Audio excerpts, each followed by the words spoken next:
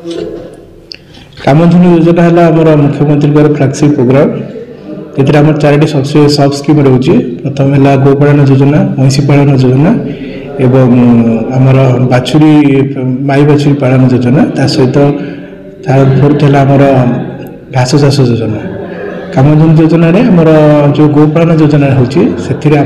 समस्ते योग्य हिताधिकारी जो अच्छा आमर बेनिफिशियरी मैंने ऑनलाइन अप्लाई करेंगे गो पोर्टाल जनसेवा केन्द्र में करतु निज निज पंचायत में कि आसपे आम ऑफिस आसिक करेंगे। ये आपंकर आधार कार्ड दरकार हम, bank passbook front page Xerox जो बेनिफिशियरी से देवे, सहित फोटो गोटे और आधार लिंक मोबाइल नंबर रही से OTP verify application ID confirm हम। ता सहित से जो जगह जेहेतु कामधेनु योजना आमर दुई प्रकार हो गोटे कौन आमर बिना गुहाल with shed without shed opted for shed नो पर एमती रोचे। यदि ऑप्टेड फॉर सेड है जगह पट्टाटा देवाक पड़ो जेटी आमर प्रथम जो इनिशियल भेरिफिकेशन करा से पट्टार विथ जगार भेरिफिकेशन हम। तार प्रथम फोटो उठो इनिशियल से आपंकर बीएलआईडी टीम द्वारा कन्फर्म कंसर्न एलआई हूँ आम ब्लॉक लेवल आम फील्ड ऑफिसर जो VS अच्छा सी हूँ मो द्वारा हो चेक कर बीएलआईडी कन्फर्म कर ऑनलाइन पोर्टल आज चढ़े प्रति मास 10 तारिख आम डीएलसी कमिटी बस डिस्ट्रिक्ट लेवल कमिटी हो गुवाहाटी लेटर पास करने देवु आनी सारा आप धरतु वर्क ऑर्डर पाई सारे वर्क ऑर्डर पाई सारा आप जदि निजे जी तीन प्रकार सिस्टम अच्छी गाई आने एनडीडीबी थ्रो गवर्नमेंट थ्रो भी गाई दि जाऊँगी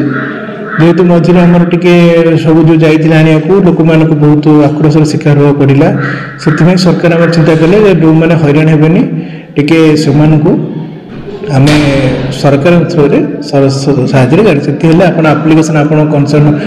आम विभिन्न पाखे आप्लिकेसन देवे जे मो को प्रजातिर गाई को फास्ट कावर सेकेंड कावर आनी आम जो अप्रूव्ड ब्रीड होती कामधेनु क्रॉसब्रेड जर्सी होल्स्टीन सहित क्रॉसब्रेड होल्स्टीन गिर हो साई हल हो ये गाई गुड़ा सब अप्रूव होती से ब्रीड हूँ आम आनीपर आमर डायरेक्टर साहब थ्रू आम अनुबंधित होती एनडीडीबी सहित एनडीडीबी रू आप गुजरात जो एनडीडीबी अच्छी से गाई आमको आसो गाई आसला quarantine period quarantine period complete हो सारा लोक जाए 3 थर मिल्किंग चेक कर गाई आनीपर से जब लेडीज बेनिफिशियरी होते 30% टंका डिपोजिट करा पड़ो थ्रू आप थ्रू आउ जदि जेंट्स बेनिफिशियरी होते 40% टंका आप धरतु गाईर मूल्य हरा 1,80,000 दुईटा गाईर लेडीज बेनिफिशियरी हेल्ले 54,000 डिपोजिट करेंगे आउ जदि आम जेंट्स बेनिफिशियरी हे ताहले 72,000 डिपोजिट करेंगे से तार बाकी जो रहा 40% आउ 30% देले आउ रेस्पेक्ट जो 60% सब्सिडी जोटा बेनिफिशियरी पाते गवर्नमेंट तरफ आम विभाग तरफ से न जाए डायरेक्ट एनडीडीबी से पैसा दिज्व आ बाकी गुहाल जो पैसा रहा 50,400 टका तार 70% हूँ लेडीज क्या 40% हूँ सॉरी 60% हूँ जेंट्स बेनिफिशियरी से ladies SC ST category PH category हेल्ले भी लागू कैटेगरी से आम कम मान गुहाड़ कंप्लीट आउ गाई पाई सारा से टंका दिज्व आ जो मैंने ओडिशा बाहर आने चाहते जो स्कीम होती आम NAIP गोटे स्कीम एनडीडीबी पोर्टाल जो आम इना पोर्टाल अपलोड जो होची सेठी जदि से करें गाईर टैग नंबर देखी 2टी गाई आम अप्रूव्ड ब्रीड जो ओडिशा बाहर जेको स्टेट आनीपर कि ओडिशा भितर गाई हो पार ना से से स्थान जियो टैग फोटोग्राफ गाईर टैग नंबर विजिबल होते उठेबे सहित गाईर सहित बेनिफिशियरी आम ओनर से परचेजर जे किणवे जे बिक्री करेंगे 2 जन जाक थिला समय फोटो उठेबे से बायर मध्य सेलर 2 जन जाक प्रेजेंस उठेबे से फोटो देवे सहित सेठिकार जो भेटनारियन थे आप भेटनारी असिस्टेंट सर्जन होते भेटनारी असिस्टेंट सर्जन गोटे हेल्थ सर्टिफिकेट से आनिक आसवे से हेल्थ सर्टिफिकेट ये आसला आम इंश्योरेंस मेडिएटर जो अच्छा इंश्योरेंस कंपनी दिखाई से इंश्योरेंस मेडिएटर पे इंश्योरेंस करेंगे आम VS हूँ कि एडिशनल VS हूँ कि विभिन्न थ्रो करेंगे से हो सारापर जो परचेज ट्रांसपोर्ट बिल देवे गाईर जो 2टा गाई किनापी मैक्सिमम आम ओडिशा सरकार अप्रूव कर 90,000 गोटे गाई प्रति इंक्लूडिंग ट्रांसपोर्ट जीवास खर्च तेणु आप 2टा गाई ऑनलाइन मध्यम 90,000 मैक्सिमम गोटे गाई को आप देपारे जदि 90,000 देवे ट्रांसपोर्ट सहित मिसिक दुईटा 1,80,000 ना से बेनिफिशियरी ठारू जो लोक किणवे से लोक को ऑनलाइन माध्यम इंटरनेट बैंकिंग हूँ आजिकल यूपीआई मोड हो से टंका से ट्रांसफर करेंगे से ट्रांसपोर्ट बिलटा आमको देवे से रिसीव देवे सहित से जो बेनिफिशियरी किणिले बैंक स्टेटमेंट से मंथ आमको देवे देलापर से आम ये आसला इन्शुरांस है ये आपंकर गाड़ी पहुँच सारापर आसिकी तार संगे संगे तार प्लेस जिओ टैग वेरिफिकेशन हम आसेट गाड़ी आसला आम से जो आसी बोले तार प्लेस सहित गुहाल सहित तार वेरिफिकेशन फोटोग्राफ उठो से फोटोग्राफ विथ टैग नंबर आ पूर्वर टैग नंबर सहित मैच जो ठीक अच्छी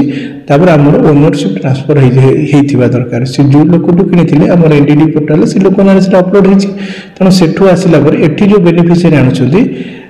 ना को ऑनलाइन पोर्टाल भारत पशुधन पोर्टाल जो रही है पोर्टाल आम चेंज करवा चेंज कर आउ पुनर्बार ये पोर्टाल को आनीपर आनला से ट्रांसपोर्ट बिलटा मानने धरतु ए लोक ना बी लोक ना को गला से बी लोक ना से भारत पशुधन पोर्टाल से टैग नंबरटा शो कर जमी आम गाड़ी ट्रांसफर हो से भाया से गाड़ी ट्रांसफर कर जिन डॉक्यूमेंट देवे ड्राइवर आधार कार्ड देवे सहित आम तार डीएल देवे जो गाड़ी वेहिकल ट्रांसफर होती से वेहिकल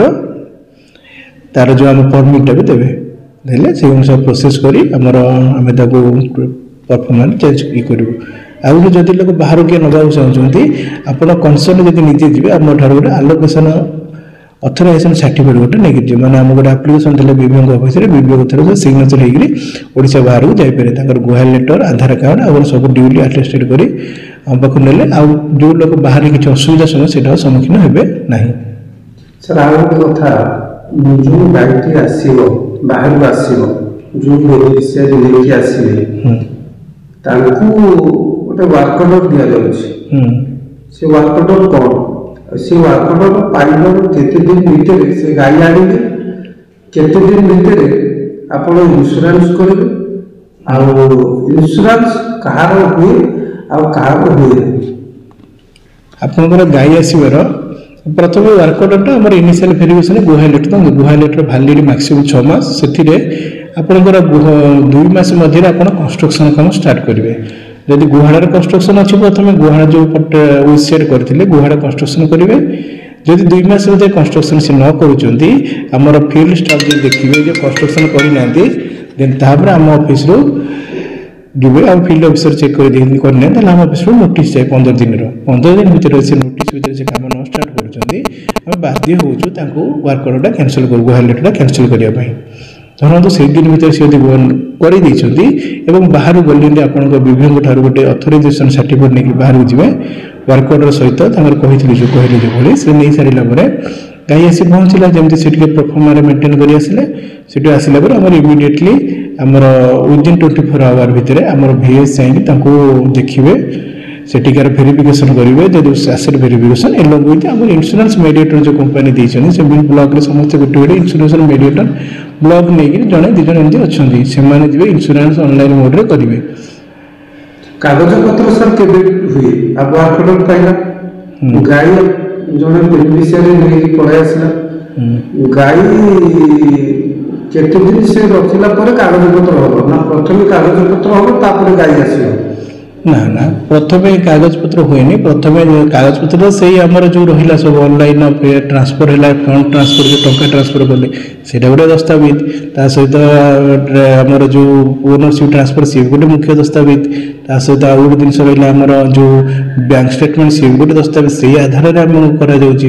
तेणु सेगुड़ा सब गाई आसाला पर ही करहब। अच्छा सर कागज पत्र है गाड़ी आसला ऑर्डर पाइली जो बेनिफिशियरी पाइला से गाड़ी नहीं पड़े आसला आपन कहते 24 घंटा भीतर तार कागज पत्र सब रेडी करबा कथा इंश्योरेंस जिते जल्दी करे 24 घंटा नुहे जिते जल्दी करबे से भल आपन इंश्योरेंसटा प्राइमरी बेसिस से कर दउछु जेहेतु इंश्योरेंस मेडिएटर थ्रू रे हमर VS चाहिए हेल्थ सर्टिफिकेट दउछु हेल्थ सर्टिफिकेट हो जाउछि कि 24 डॉक्यूमेंट गुडाक से जल्दी समय 7 डेज भीतर देले भल जिते जल्दी से जल्दी हो जदि डिले करिवे बेनिफिशियरी पेमेंट पाए भी डिले हो। अच्छा आ गोटे कथा सर सपोज बेनिफिशियरी जी काई नहीं आसी तार घरे रखिछि आज्ञा आपन को इंफॉर्मेशन दला कि मो गाई नहीं आसी ଆପଣଙ୍କର କାର୍ଯ୍ୟ ବ୍ୟସ୍ତତା ଯୋଗୁଁ ଡିଲେ ହେଇଗଲା, ତା ଭିତରେ ଗାଈ ମରିଯିବ, ଆଜ୍ଞା କି ଗାଈର କ'ଣ ଗୋଟେ ଅସୁବିଧା ହେଇଗଲା ସେ ମରିଗଲା, ତାର ଇନ୍ସୁରାନ୍ସ ହବ ନା ହବନି? ନାଇଁ ମରିବା ପାଇଁ ଏତେ ଦିନ ତ ଡିଲେ କରିଦିଆଯିବନି, କାରଣ ଦେହ ଖରାପ ହେଲେ ହିଁ ଜଣେ ମରିବ। ତେଣୁ ଦେହ ଖରାପ ହେଲା ପରେ ସେ ତ ଟ୍ରିଟମେଣ୍ଟ ବି ହବ। ଟ୍ରିଟମେଣ୍ଟ କରିବାକୁ ମାନେ ଇଣ୍ଟିମେସନ୍ ବି ଆମ ଅଫିସ୍ ଆମ ପାଖକୁ ହସ୍ପିଟାଲକୁ ଆସିଥିବ, କିମ୍ବା ଆମର କନସର୍ନ ଜିପି ଲେବୁଲ୍ ଏଲ୍ଆଇ ଯେଉଁ ଅଛନ୍ତି ତାଙ୍କୁ କନଫର୍ମ ଦେଇଥିବେ, କାରଣ ଆମର ଏଲ୍ଆଇଙ୍କୁ ବି ଆସେନି କରିବା ତାଙ୍କ ହେଲ୍ଥ ଦେଖିବା ପାଇଁ, ଯେଉଁ ଟ୍ରାନଜିଟ୍ ପିରିୟଡ଼ ଯେଉଁ ଆସୁଛନ୍ତି ରହିବା ପାଇଁ 7-8 ଦିନ ଭାଇଟାଲ୍ ଟାଇମ୍, ସେ ସମୟରେ ସେ ଦେଖୁଛନ୍ତି। ଆଉ କିଛି ଅସୁବିଧା ହେଲା ଭିଏସ୍କି ମୋତେ ବି ଜଣାଉଛନ୍ତି, ତାପରେ ସେମାନେ ଟ୍ରିଟମେଣ୍ଟ କରାଯାଉଛି। ସପୋଜ ଟ୍ରିଟମେଣ୍ଟ ପାଇଲେନି, ଆପଣଙ୍କର କାର୍ଯ୍ୟ ବ୍ୟସ୍ତତା ଅଛି, ଆପଣ ସମୟ ଦେଇପାରିଲେନି, ଗାଈଟି ମରିଗଲା। ଯେମିତି ଆଜି ଆମେ ଯାଇଥିଲୁ ଗୋଟେ ଜାଗାକୁ ଖବର ପାଇକି ଯେ ଆପଣଙ୍କର ଯିଏ ଅଛନ୍ତି ଆତ୍ମର ଅଧ୍ୟକ୍ଷ, ସିଏ ଗୋଟେ ଇନଫର୍ମେସନ୍ ଦେଇଥିଲେ, ଆମେ ଯାଇଥିଲୁ, ଆମେ ଯାଇ ଦେଖିଲୁ କି ଗାଈଟି ମରିଯାଇଛି। ଆପଣଙ୍କ ଡିପାର୍ଟମେଣ୍ଟ ଲୋକ ବି ସେଠି ଅଛନ୍ତି, ସେ ଲୋକର କାଗଜପତ୍ର କିଛି ହେଇନି, ସିଏ ବର୍ତ୍ତମାନ କେମିତି ସରକାରୀ ସୁବିଧା ପାଇବ, ଇନ୍ସୁରାନ୍ସଟି ପାଇବ? ସେ ତ ଲୋକ ପଇସା ଦେଇକି ଆଣିଛି, ତ ଅଫିସିଆଲି ଆପଣ କ'ଣ ତାଙ୍କୁ ସହଯୋଗ କରିବେ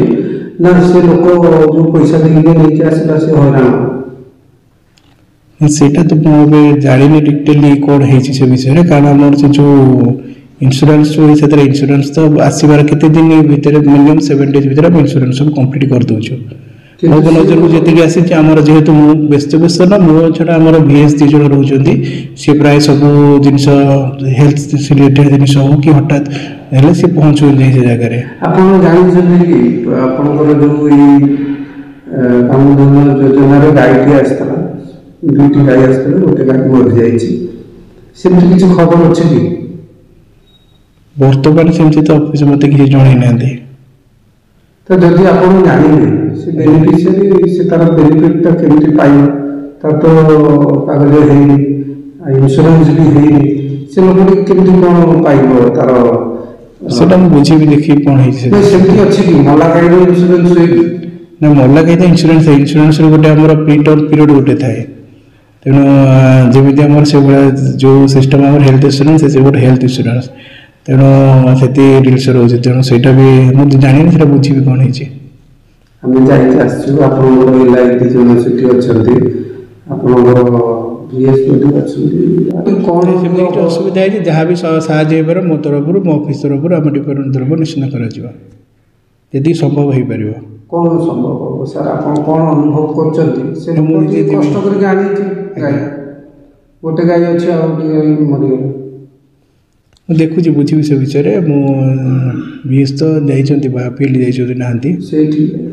ତେଣୁ ସେଇଟା ବୁଝିକିରି ମୁଁ କରୁଛି କ'ଣ ହେଇଛି। ଯଦି ସମ୍ଭବ ଆମେ ଚେଷ୍ଟା କରିବୁ ତାକୁ ସାହାଯ୍ୟ, କୌଣସି ସେ ଲୋକଙ୍କୁ ସାହାଯ୍ୟ କରି ହେବ, ଚେଷ୍ଟା କରିବି ନିଶ୍ଚିତ ମୁଁ କରିବା ପାଇଁ। ମୋ ପାଖରୁ ଯେତିକି ସମ୍ଭବ ହେଇପାରିବ ମୁଁ କରିବି। ମଲା ଗାଈର ଇନ୍ସୁରାନ୍ସ ହେଇପାରିବ ନା? ମଲା ଗାଈର ଇନ୍ସୁରାନ୍ସ ହେଇପାରିବନି। ଭିଏସ୍ସି ଯେଉଁ ଯାଉଛନ୍ତି, ଆପଣ ତ ମାନେ କହିକି ଯିବା କଥା ନା, ସେମିତି ଆପଣ ଅଥରିଟି ହିସାବରେ ଆପଣ ଜାଣିବା କଥା। ଆଜ୍ଞା, କାରଣ ଆପଣଙ୍କର ଅଧ୍ୟକ୍ଷ ଯିଏ ଅଛନ୍ତି, ଆତ୍ମାର ଅଧ୍ୟକ୍ଷ, ଆଜ୍ଞା, ସିଏ ପ୍ରକୃତରେ କ'ଣ ଖବର ସେ ତ ଜାଣିନାହାନ୍ତି। କହିଲେ ଯାଇକି ଆପଣ ମାନ ଟିକେ ଦେଖନ୍ତୁ, ମିଡ଼ିଆରେ ତ କାମ କରୁଛନ୍ତି, ମୁଁ ଯାଇକି ଦେଖିଲି, ତାଙ୍କ ସହିତ ବି କଥା ହେବି, ଆଉ ଏଇଭଳିଆ କଥା ଆମେ ଦେଖିଲୁ। ସେ ଲୋକ ବେନିଫିଟ୍ କେମିତି ପାଇବେ? ମୁଁ ଚେଷ୍ଟା ନିୟମ ଅନୁସାରେ ତ ପାଇବେ। ମୁଁ ଚେଷ୍ଟା କରିବି କେମିତି କରିହେବ, କାରଣ ଇନ୍ସୁରାନ୍ସର ତାଙ୍କର 2ଟା ଗାଈର କିଛି କାଗଜପତ୍ର ହେଇଛି। ମୁଁ ଦେଖୁଛି, ସେ ଚେଷ୍ଟା କରି ସମ୍ଭବ ଜଲ୍ଦି ହେଇପାରିବ। ସେ ଆପଣଙ୍କୁ ଇନଫର୍ମେସନ୍ ଦେଇଛନ୍ତି ଯେତେବେଳେ ଗାଈଟି ସେ ଆଣିଛନ୍ତି, ବାଇ ହ୍ୱାଟ୍ସଆପ୍ କାହାକୁ ଦେଇଛନ୍ତି, କେଉଁ ଅଥରିଟିକୁ ଦେଇଛନ୍ତି, ସେ ରେସ୍ପଣ୍ଡ କରିନାହାନ୍ତି। ଯେହେତୁ ପ୍ରୋଗ୍ରାମ ଚାଲିଥିଲା, ସେ ରେସ୍ପଣ୍ଡ କଲେନି, ତା ଭିତରେ ଘଟଣା ଘଟିଯାଇଛି। ଆମର MOPSM ପ୍ରୋଗ୍ରାମ ଚାଲିଥିଲା 3 ଦିନ, ତେଣୁ ସେଇ ସମୟରେ ଭିଏସ୍ପି ସବୁ କାମ ଏଇଠି ବୁଝୁଥିଲେ ସମସ୍ତେ। ବର୍ତ୍ତମାନ 1.5 ଲକ୍ଷରୁ 2 ଟଙ୍କାର କ୍ଷତି ସହିବ ମାନେ ଗୋଟେ ବେନିଫିସିଆରୀ। ଚେଷ୍ଟା କରିବି, ସେଇଟା ଯଦି ହୋଇଥିବ କାରଣ ହେଇଛି ମୁଁ ଦେଖିବି ଆପଣଙ୍କୁ ସେ ବିଷୟରେ କହିବି।